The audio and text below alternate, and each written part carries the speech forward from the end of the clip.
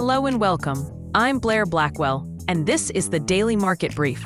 Let's catch up on what's moving in markets today.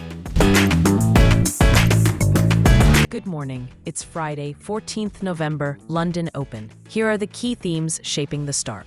The UK is back in focus after reports the government will drop planned income tax hikes, weighing on sterling and stoking fiscal concern.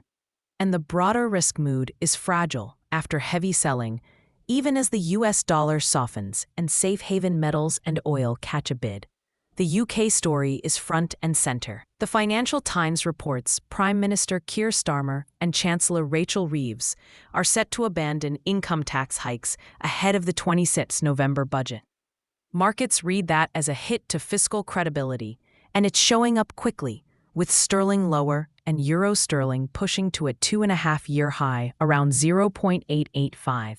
Traders are also flagging pressure on UK government bonds at the open, with yields seen pushing higher. For now, politics and the budget math are overriding the recent resilience in the pound. Meanwhile, the global tone is uneasy after a sharp equity sell-off yesterday. Bitcoin has slipped to roughly 97,600, threatening a sustained break below that 100,000 line that's been a psychological anchor.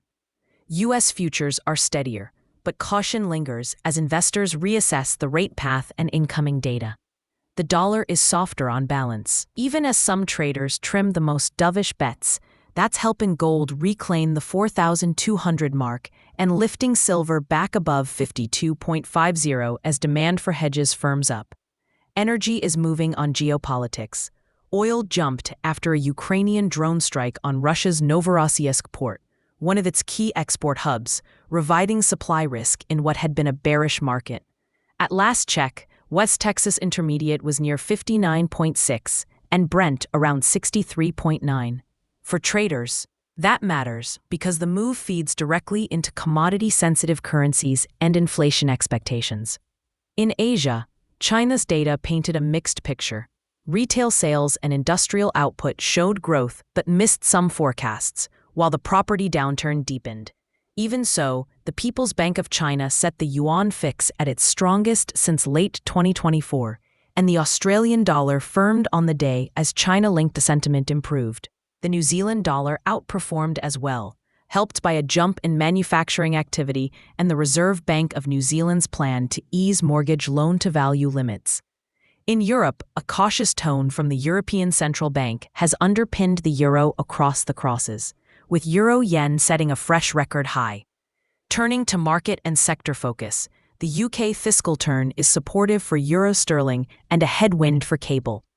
While higher oil prices lend the Canadian dollar some support, softer dollar tone and data uncertainty are propping up gold and silver, and the yen is a touch firmer, though it remains near recent lows. Crypto weakness is an overhang for risk appetite more broadly.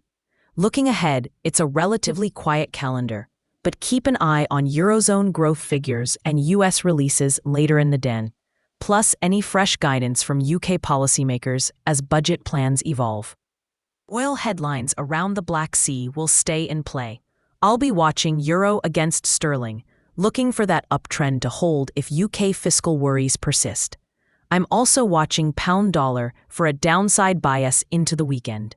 With oil firmer, dollar Canada could stay heavy, and I'll look for Australian dollar, US dollar to grind higher if China tone remains supportive. Gold in dollar terms has regained momentum, while euro-yen is extended. So any pause in that rally will be telling for broader risk. The takeaway, in short, politics and geopolitics are steering the morning, while risk appetite is cautious and selective. That's it for today's edition of the Daily Market Brief. Thanks for listening. I'm Blair Blackwell.